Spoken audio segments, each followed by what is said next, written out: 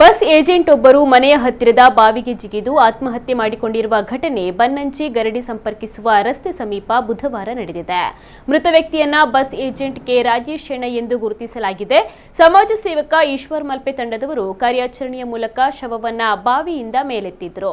ಶವವನ್ನ ಜಿಲ್ಲಾಸ್ಪತ್ರೆಯ ಮರಣೋತ್ತರ ಪರೀಕ್ಷಾ ಕೇಂದ್ರಕ್ಕೆ ಸಾಗಿಸಲು ಸಮಾಜ ಸೇವಕ ನಿತ್ಯಾನಂದ ಒಳಕಾಡು ಸಹಕರಿಸಿದ್ರು. ನಗರ ಪೊಲೀಸ್ ಠಾಣೆಯ SI Narayana, head constable Netavathi ಕಾನೂನು ಪ್ರಕ್ರಿಯೆಯನ್ನು ನಡೆಸಿದರು.